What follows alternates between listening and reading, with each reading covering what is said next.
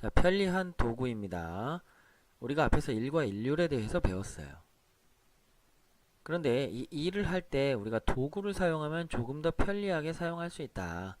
도구를 만들어서 별로 좋아질 게 없다면 우리가 굳이 도구를 만들 필요가 없겠죠. 그래서 어떤 도구를 사용해서 어떤 점이 편리해지느냐에 대해서 살펴보겠습니다. 제일 먼저 살펴볼 게 지뢰예요. 지뢰라는 것은 이런 막대기와 받침대가 있어서 우리가 물체를 들어 올리거나 내리거나 할 때 편리해지는 도구를 말합니다. 지뢰에 있는 게 세 가지의 점이에요. 3점이에요. 지뢰에 있는 3점. 먼저 받치고 있는 받침점. 받침점은 움직이지 않는다고 생각하시면 되고요. 물체가 있는 작용점. 물체가 힘을 작용하는 작용점. 손이 힘을 주는 힘점. 이렇게 세 가지 점이 있다. 세 가지를 헷갈리시면 안 됩니다. 물체가 힘을 작용하니까 작용점, 손이 힘을 주는 힘점, 받치고 있는 받침점, 이렇게 세 개가 있다 라는 거고, 자, 거리를 따질 때는 우리가 받침점 기준입니다. 3점 중에서 받침점이 기준이에요. 그래서 물체까지 거리를 A, 손까지의 거리를 B 라고 하겠다라는 겁니다. 그 다음 물체 무게를 W, 웨이트, 무게. 그 다음에 손이 주는 힘이니까 힘 F라는 기호를 사용합니다. 그래서 힘을 줘서 이동하는 거리 S, 그 다음에 물체가 이동하는 높이, 지뢰는 들어올린다라는 개념이 조금 기본적이기 때문에 높이 H 사용을 하도록 합니다. 요게 가장 먼저 우리가 살펴봐야 될 식이에요. W, 물체 무게 곱하기 물체까지의 거리는 힘 곱하기 손, 손이 주는 힘 곱하기 손까지의 거리.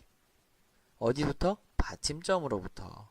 그러니까 물체 무게 곱하기 물체까지의 거리. 어디? 받침점부터. 손이 주는 힘 곱하기 손까지의 거리. 어디? 받침점으로부터. 이 두 개 곱한 게 뭐라는 거예요? 똑같다는 겁니다. 오, 이거 굉장히 중요한 사실이 드러나죠. 자, 손이 주는 힘 곱하기 손까지의 거리니까 받침점으로부터 손까지 거리가 멀어지면 멀어질수록 왼쪽 값은 똑같으니까 어때요? 힘이 작아져야 됩니다. 손이 주는 힘이 작아진다는 거예요. 그러니까 물체까지 거리보다 손까지의 거리가 멀면 물체 무게보다 적은 힘으로 물체를 들어 올릴 수 있다. 반대로 물체까지 거리보다 손까지 거리가 짧으면 어떻게 돼요?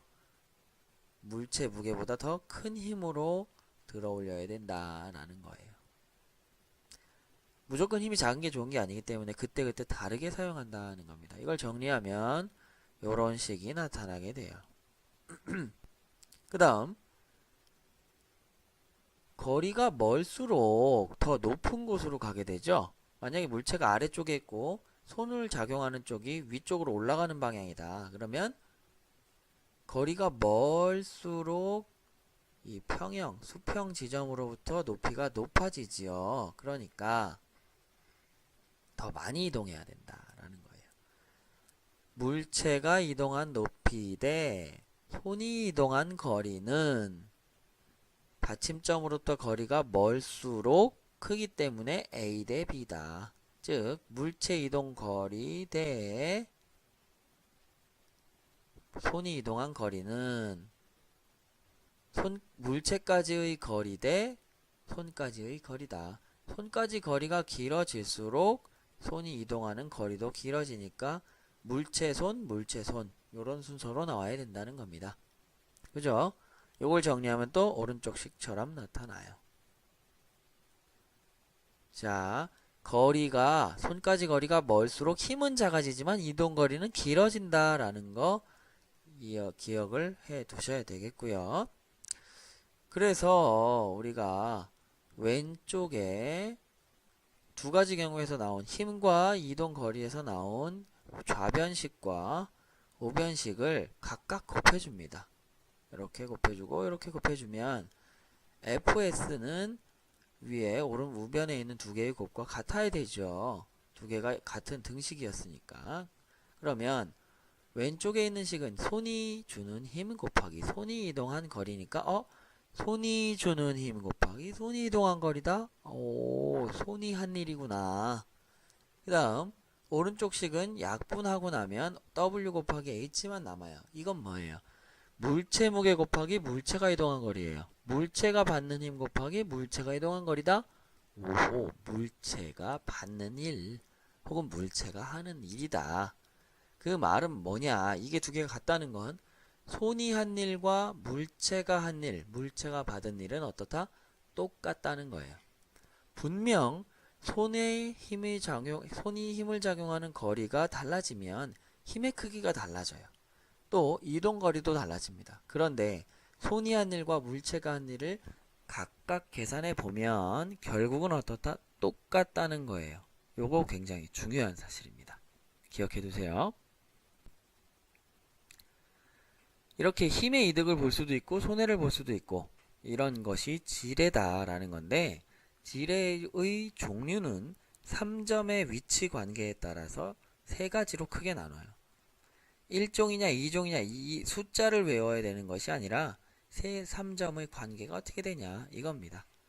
자, 받침점을 기준으로 한쪽에는 물체, 한쪽에는 손이 있다. 그러면 이게 바로 첫 번째 종류의 지뢰입니다. 받침점을 기준으로 한쪽에 물체, 작용점이 있고 반대쪽에 힘, 손, 힘점이 있다. 그러면 이게 첫 번째 지뢰의 종류입니다. 지뢰 아니에요. 그 다음 두 번째는 받침점 있고 한쪽으로 쏠려 있는데 물체, 손이에요. 받침점, 물체, 손 요 순서입니다. 받침점, 작용점, 힘점 순서. 요게 또 하나 종류의 지뢰. 그 다음 받침점 기준으로 한쪽에 있지만 손, 물체, 받침점, 힘점, 작용점 요 순서면 또 하나의 다른 종류의 지뢰다. 대표적으로 첫 번째 종류는 가위나 펜치 같은 게 있어요. 요거 지금 나무 자르는 가위죠. 그래서 움직이지 않는 요 가운데 점이 뭐야? 받침점. 그 다음 물체가 잘리는 물체가 있는 쪽이 작용점. 그 다음에 손으로 누르는 손이 있으니까 여기가 힘점이다 라는 겁니다. 잘 잘리지 않으면 먼 곳을 잡고 힘을 작용하는 거예요. 가위를 가까운 데 잡고 안 잘리면 먼 데를 잡고 이렇게 손을 벌려가지고 누르면 조금 더 단단한 것이더라도 적은 힘으로 자를 수 있다. 가까이 잡으나 멀리 잡으나 내가 줄 수 있는 힘의 크기는 똑같아요. 근데 같은 힘으로 멀리 잡으면 반대쪽에 있는 물체한테 더 효과적으로 힘을 줄 수가 있다라는 거예요. 대신 많이 움직여야 되지요. 똑같은 만큼 자르는데 그런 단점은 있지만 힘을 적은 힘으로도 자를 수 있다. 그 다음이 뭐예요? 호두 깨는 도구죠. 여기 움직이지 않는 받침점, 물체가 있으니까 작용점, 손 제일 멀리 있죠. 작용점으로부터 받침점으로부터 받침점, 작용점, 힘점 요 순서입니다. 그럼 여기서는 무조건 힘의 이득을 보겠죠. 두 번째 종류 같은 경우에는 그 다음 세 번째로 뭐예요?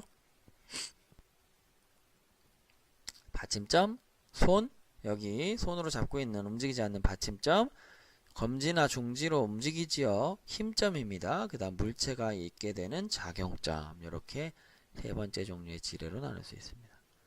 그러면 물체까지 거리가 받침점으로부터 멀죠. 손이 주는 힘점보다. 그러니까 이 경우는 손이 주는 힘이 물체 무게보다 더 커야 돼요. 대신 장점은 뭐예요? 적은 힘으로도 큰 힘을 줘서 물체를 들어 올리니까 세밀한 작업을 할 수 있다라는 거예요. 젓가락 세밀한 작업 해야 되잖아요. 그죠?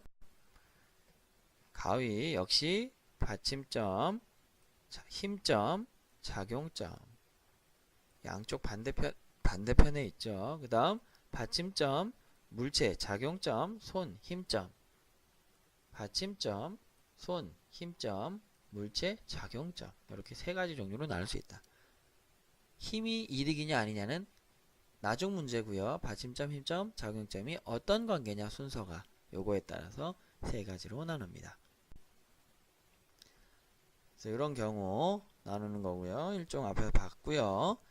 병따기 같은 경우는 요 병뚜껑 위쪽에 있는 점이 고정되죠. 그 다음에 얘를 들어 올리는 힘점이 오른쪽 끝에 있고 중간에 밑으로 병뚜껑 밑으로 걸어 놓은 지점이 어떻게 돼? 위로 슉 올라가지요. 그러면서 따지는 거잖아요. 그죠? 그러니까 받침점, 작용점, 힘점 이런 종류의 지뢰다. 그래서 힘을 멀리 잡고 병뚜껑에서 병따개에서 멀리 잡고 힘을 줄수록 더 쉽게 적은 힘으로 딸 수 있다. 앞에서 봤듯이 FS 손이 한 일과 물체가 한 일은 같기 때문에 힘에는 이득을 보거나 손해를 볼 수도 있고 이동거리에는 이득을 보거나 손해를 볼 수 있지만 일에는 이득이 없이 어떻다? 서로 똑같이 해줘야 된다 라는 겁니다. 요거 잊지 마시고 다음 시간에 도르래에 대해서 살펴보도록 하겠습니다.